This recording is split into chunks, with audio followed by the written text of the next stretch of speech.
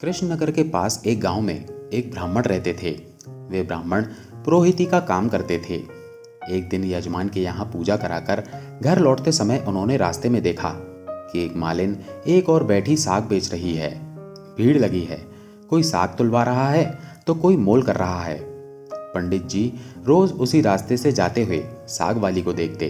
एक दिन किसी जान पहचान के आदमी को साग खरीदते देखकर वे भी वहीं खड़े हो गए। उन्होंने देखा साग वाली के पास एक पत्थर का बाट है। उसी से वो 5 सेर वाले को 5 सेर और 1 सेर वाले को 1 सेर भाग तोल रही है। एक ही बाट सब तोलों में समान काम देता है। पंडित जी को बड़ा आश्चर्य हुआ। उन्होंने साग वाली से पूछा, तुम इस एक ही पत्थर के बाट से कैसे सबको तोल देती हो? क्या सबका वजन ठीक उतरता है?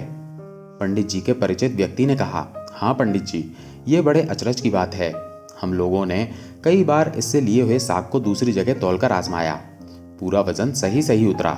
पंडित जी ने कुछ रुककर साग वाली से कहा, बेटी ये पत्थर मुझे दोगी? साग वाली बोली, नहीं बाबा जी, तुम्हें नहीं दूंगी। मैंने बड़ी कठिनाई से इसको पाया है। मेरे सेर बटखरे खो जाते तो घर जाने पर माँ और बड़े भाई मुझे मारते। 3 वर्ष पहले की बात है, मेरे बटखरे खो गए। मैं घर गई तो बड़े भाई ने मुझे मारा। मैं रोती रोती घाट पर आकर बैठ गई और मनी मन भगवान को पुकारने लगी। इतने में ही मेरे पैर के पास ये पत्थर लगा।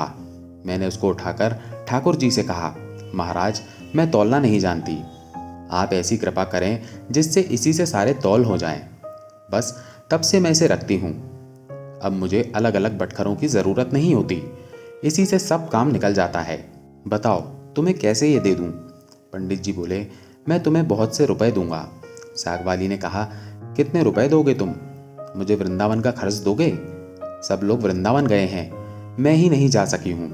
ब्राह्मण ने पूछा, कितने रुपए में तुम्हारा काम होगा? साग वाली ने कहा, पूरे 300 रुपए चाहिए।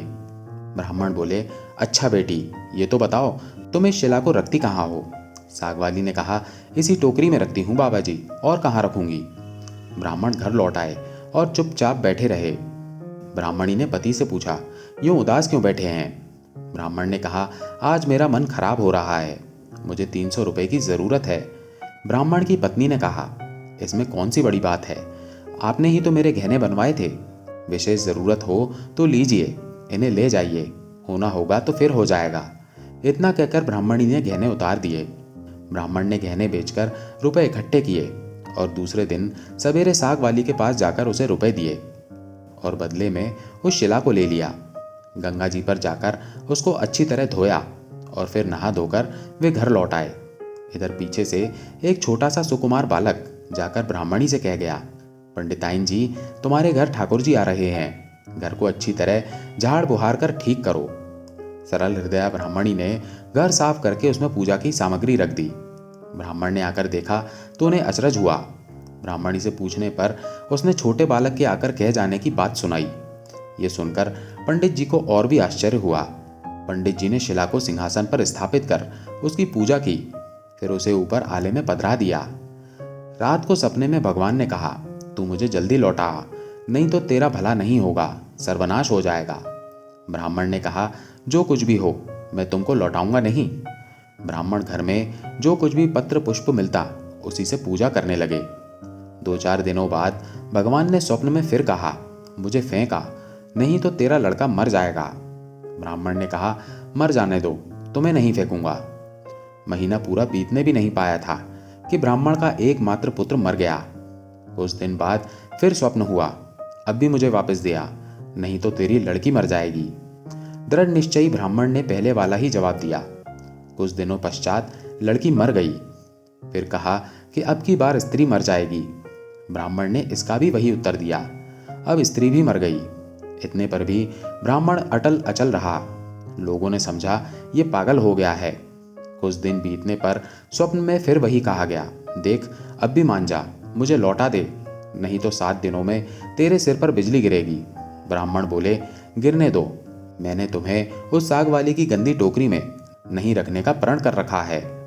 ब्राह्मण ने एक मोटे कपड़े में लपेटकर भगवान को अपने सिर पर मजबूती से बांध लिया। वे हर समय यूं ही उन्हें बांधे रखते। कड़कड़ाती बिजली कौनती नजदीक आती पर लौट जाती। अब 3 दिन ही शेष रह गए। एक दिन ब्राह्मण गंगा जी के घाट पर संध्या पूजा कर रहे थे कि दो सुंदर बालक उनके पास आकर जल में कूदे। उनमें एक सांवला था, दूसरा गोरा। उनके शरीर पर कीचड़ लिपटा था।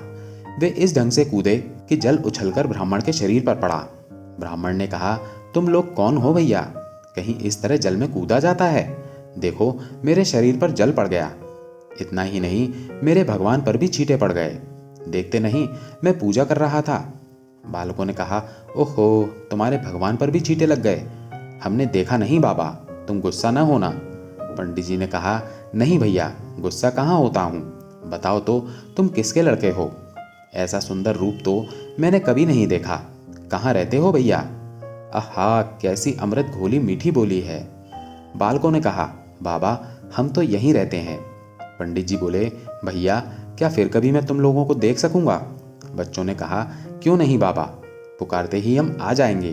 पंडित जी के नाम पूछने पर उन्होंने कहा, हमारा कोई एक नाम नहीं है, जिसका जो मन होता है उसी नाम से वो हमें पुकार लेता है। सांवला लड़का इतना कहकर चला, लो मुरली, जरूरत हो तब इसे बजाना, बजाते ही हम लोग आ जाएंगे। दूसरे गोरे लड़के ने एक फूल देकर पंडित जी से कहा, बाबा, इस फूल को अपने पास रखना, तुम्हारा सदा मंगल होगा। वे जब तक वहां से चले नहीं गए, ब्राह्मण उनकी ओर आंखें लगाए देखते रहे। मन ही मन सोचने लगे, आहा, कितने सुंदर हैं दोनों, कभी फिर इनके दर्शन होंगे। ब्राह्मण ने फूल देखकर सोचा, फूल तो बहुत बढ़िया है, कैसी मनोहर गंध आ रही है इसमें, पर मैं इसका क्या करूंगा और रखूंगा भी कहाँ? इससे अच्छा है राजा को ही दे आऊं। पंडित जी ने जाकर फूल राजा को दिया। राजा बहुत प्रसन्न हुए। उन्होंने उसे महल में ले जाकर बड़ी रानी को दिया। इतने में ही छोटी रानी ने आकर कहा, मुझे भी एक ऐसा ही फूल मंगवा दो, नहीं तो मैं डूब मरूंगी। राजा दरबार में आए और सिपाहियों को उसी समय पंडित जी को खोजने भेजा। सिपाहियों ने ढूंढते ढूंढते जाकर देखा, ब्राह्मण देवता सिर पर शिला बांधे पेड़ की छाया में बैठे गुनगुना रहे हैं। वे उनको राजा के पास लेवा लाए। राजा ने कहा, महाराज, वैसा ही एक फूल और चाहिए। पंडित जी बोले, राजन, मेरे पास तो वो एक ही फूल था, पर देखिए, चेष्टा करता हूँ। ब्राह्मण उन लड़कों की खोज में निकल पड़े। अकस्मात उन्हें मुरली वाली बात याद आ गई। उन्होंने मुरली बजाई, उसी क्षण गौर श्याम जोड़ी प्रकट हो गई। ब्राह्मण रूप माधुरी के पान में मतवाले हो गए। कुछ देर बाद उन्होंने कहा, भैया, वैसा एक फूल और चाहिए। मैंने तुम्हारा दिया हुआ फूल राजा को दिया था, राजा ने वैसा ही एक फूल और मांगा है। गोरे बालक ने कहा, फूल तो हमारे पास नहीं है, परंतु हम तुम्हें एक ऐसी जगह ले जाएंगे जहां वैसे फूलों का बगीचा खिला है। तुम आंखें बंद करो। ब्राह्मण ने आंखें मूंद लीं। बच्चे उनका हाथ पकड़कर न मालूम किस रास्ते से बात ही बात में कहां ले गए। एक जगह पहुंचकर ब्राह्मण ने आंखें खोली, देखकर मुग्ध हो गए। बड़ा सुंदर स्थान है, चारों ओर सुंदर सुंदर वृक्ष, लता आदि पुष्पों की मधुर गंध से सुशोभित है। बगीचे के बीच में एक बड़ा मनोहर महल है। ब्राह्मण ने देखा तो वे बालक गायब थे। वे साहस करके आगे बढ़े। महल के अंदर जाकर देखते हैं, सब ओर से सुसज्जित बड़ा सुरमय स्थान है। बीच में एक दिव्य रत्नों का सिंहासन है। सिंहासन खाली है। पंडित जी ने उस स्थान को मंदिर समझकर प्रणाम किया। उनके माथे पर बंधी हुई ठाकुर जी की शिला खुलकर नीचे गिर गई। जो ही पंडित जी ने उसे उठाने को हाथ बढ़ाया कि शिला फटी और उसमें से भगवान लक्ष्मी नारायण प्रकट होकर सिंहासन पर विराजमान हो गए। भगवान नारायण ने मुस्कुराते हुए ब्राह्मण से कहा, हमने तुमको कितने दुख दिए, परंतु तुम अटल रहे। दुख पाने पर भी तुमने हमें छोड़ा नहीं, पकड़े ही रहे। इसी से तुम्हें हम सशरीर यहाँ ले आए हैं। जो भक्त स्त्री, पुत्र, घर, गुरुजन, प्राण, धन, इस लोक और परलोक को छोड़कर हमारी शरण में आ जाते हैं, भला उन्हें हम कैसे छोड़ सकते हैं। इधर देखो, ये खड़ी है तुम्हारी सहधर्मिणी, तुम्हारी कन्या और तुम्हारा पुत्र। ये भी मुझे प्रणाम कर रहे हैं। तुम सबको मेरी प्राप्ति हो गई। तुम्हारी एक की दृढ़ता से सारा परिवार मुक्त हो गया। तो दोस्तों, कैसी लगी आपको ये वीडियो?